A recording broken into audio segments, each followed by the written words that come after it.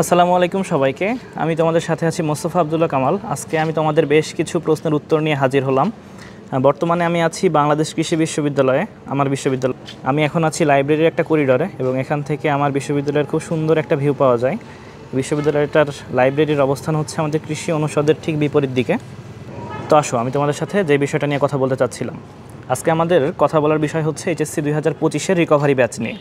এই ব্যাচটা সম্পর্কে তোমাদের যার যা জানার আছে আমি তোমাদেরকে বলেছিলাম আমাকে ইনবক্সে জানায় রাখতে। আমি সবগুলো প্রশ্নের উত্তর একটা ভিডিওর মাধ্যমে দেওয়ার চেষ্টা করব।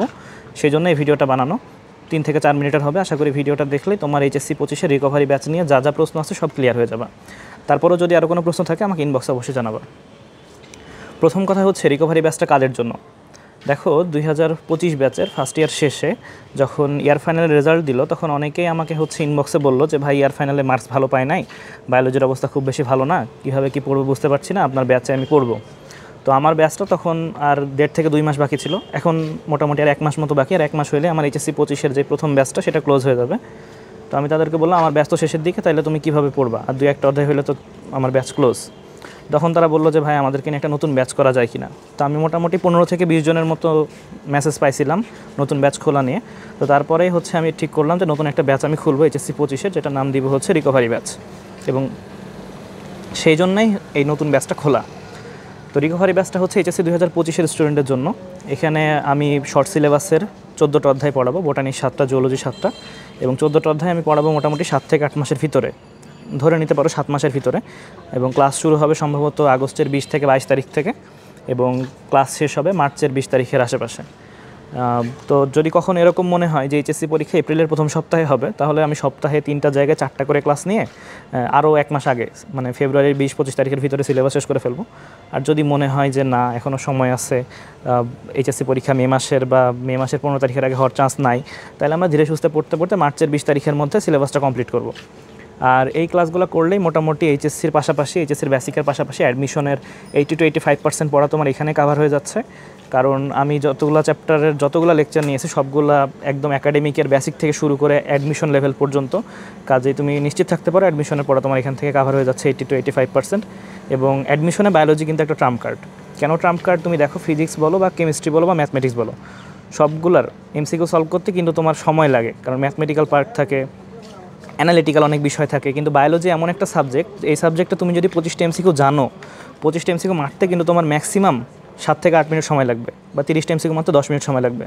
এখানে কিন্তু তুমি অনেক সময় বাঁচায় ফেলতেছো, যেই সময়টাকে তুমি অন্যান্য সাবজেক্ট মারার ক্ষেত্রে ইউজ করতে পারবা। এই জন্য তোমাকে বায়োলজি বেসিক থেকে ভালোভাবে জানতে হবে। তুমি যদি জানো তাহলে তুমি সময় অ্যাডমিশনে বাঁচাতে পারবে।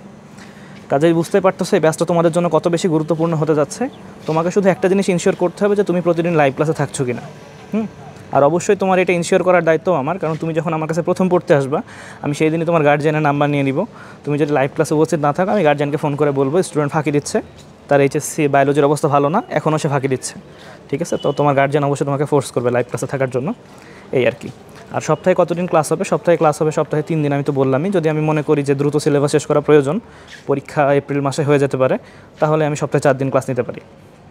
আচ্ছা, আর ক্লাস কখন হবে অনেকে জিজ্ঞাসা করেছিল। ক্লাস হবে সন্ধ্যার পরে। ব্যাচের টাইমটা আমি এখনও ফিক্সড করি নাই। ব্যাচে যারা পড়বে তাদের মতামত নিয়ে ভোট করে আমি ব্যাচের টাইমটা ফিক্সড করব। সন্ধ্যার পরে আমি সবসময় মোটামুটি ফ্রি থাকি, আমার সমস্যা নাই ক্লাস নিতে কোনো। আচ্ছা, আর আরেকটা প্রশ্ন ছিল যে ভাই 7 মাসে পড়ে আসলে কি ভালো করা সম্ভব কিনা বা মনে থাকবে কিনা।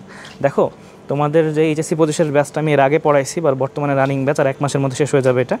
এই ব্যাচে কিন্তু আমি মোটামুটি 7 থেকে 8 মাসের মধ্যে সব পড়াইছি, এবং তাদের পারফরমেন্স কিন্তু কলেজে ভালো। মেহেরপুর সরকারি কলেজ, মহিলা কলেজে কিন্তু তারা হাইস্ট নাম্বার পাইছে, তোমরা খোঁজ নিলে জানতে পারবা। কাজেই চিন্তা করার দায়িত্ব আমার, মনে থাকবে কি থাকবে না। ঠিক আছে? তোমার কাজ শুধু রেগুলার লাইভ ক্লাসে উপস্থিত থাকা। আর ব্যাচের ফিচার্সের মধ্যে আরও যা যা থাকবে, ব্যাচের ফিচার্সের মধ্যে আরেকটা থাকবে, আমি সাপ্তাহিক কুইজ নেব তোমাদের। মনে করো শনি সোম বুধ সপ্তাহে 3 দিন আমি ক্লাস নিই, সন্ধ্যার সময় বা সন্ধ্যার পরে। তো এই 3টা ক্লাসের উপরে শুক্রবারে পরীক্ষা, একটা 20 থেকে 25 মার্কের, এটাকে আমি বলি কুইজ এক্সাম। ঠিক একইভাবে যদি আমি রবি মঙ্গল বৃহস্পতি ক্লাস নিই, তাহলে শুক্রবার একটা পরীক্ষা ওই 3টা লেকচারের উপর। আবার একই সাথে সাথে একটা চ্যাপ্টার শেষ হয়ে গেলে চ্যাপ্টার ফাইনাল আমি অবশ্যই নিব। সেই পরীক্ষাটা হবে একটু বড়, 50 মার্ক বা 60 মার্ক, কখনো 100 মার্কেরও হতে পারে। আর সবগুলো অধ্যায় শেষে আমি বোটানির একটা পেপার ফাইনাল নিব, জুওলজির একটা পেপার ফাইনাল নিব, মানে জুওলজি 7টা অধ্যায় মিলে পরীক্ষা, বোটানি 7টা অধ্যায় মিলে পরীক্ষা। এই পরীক্ষাগুলো আর কি কমন। আর সাথে সাথে তোমরা দাগানো বইয়ের পিডিএফ পেয়ে যাচ্ছ, যেই বইতে তোমরা দেখতে যেই পিডিএফে তোমরা দেখতে পাবা যে প্রিভিয়াস ইয়ারে কোন জায়গা থেকে মেডিকেলে কোশ্চেন আসছে, কোন জায়গা থেকে বিশ্ববিদ্যালয়ে অ্যাডমিশনে কোশ্চেন আসছে, কোন জায়গা থেকে এইচএসসিতে কোশ্চেন আসছে। তো তুমি যখন বুঝতে পারবা যে প্রিভিয়াসে এই জায়গা থেকে মেডিকেলে কোশ্চেন এসেছিলো, এই জায়গা থেকে বিশ্ববিদ্যালয়ে কোশ্চেন এসেছিলো, তখন তোমার প্রিপারেশনটা নেওয়া আরও বেশি ইজি হবে।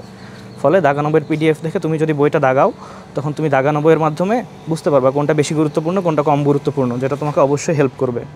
সাথে সাথে তোমাদের যত শর্টকাট ট্রিক্স, যত নোটস যা যা লাগে সব আমি প্রোভাইড করব আশা করি এখানে পড়লে, আর তোমার আলাদাভাবে কোনো কিছু করা লাগবে না। তো আজকের কথাবার্তা এই পর্যন্তই, তোমাদের সব প্রশ্নেরই উত্তর দেওয়ার চেষ্টা করলাম। এরপরেও যদি কারো কোনো প্রশ্ন থাকে ব্যাচ রিকভারি নিয়ে, আমাকে সেটা অবশ্যই তোমরা ইনবক্সে জানাতে পারো, আমি তোমাদের সব প্রশ্নের উত্তর দিয়ে দেওয়ার চেষ্টা করব। হ্যাঁ, আর আরেকটা বিষয়, অনেকে জিজ্ঞাসা করছিল যে ভাই আপনি একবারে কোর্স আকারে পেমেন্ট নেবেন নাকি মান্থলি। তাদের জন্য বলি, কোর্স আকারে পেমেন্ট নিলে অনেকের জন্য কষ্ট হয়ে যায় পেমেন্টটা একবারে বিয়ার করা, সেজন্য আমি মান্থলি পেমেন্টই নিচ্ছি। তবে যদি কেউ মনে করো যে একবারে সব পেমেন্ট করে দিব, তার ক্ষেত্রে বিষয়টা আলাদা। তো এই হচ্ছে মোটামুটি কথাবার্তা। ফ্রি ক্লাসের জন্য অবশ্যই আমার স্বাধীনতার কিছু ফ্রি ক্লাস আছে, ব্যাচ স্বাধীনতার সেল ডিভিশনের উপরে 4টা ফ্রি ক্লাস দেওয়া আছে, ওগুলো দেখবা অবশ্যই, দেখে যাচাই বাছাই করে তারপরে ক্লাসে ব্যাচে ভর্তি হবে আর কি। তো আজকের কথাবার্তা এই পর্যন্তই, ভালো থাকো সবাই, আসসালামু আলাইকুম, আল্লাহ হাফেজ। আর যদি কোনো কথাবার্তা থাকে বা কোনো কিছু জানার থাকে অবশ্যই আমাকে ইনবক্সে জানাবা। আল্লাহ হাফেজ।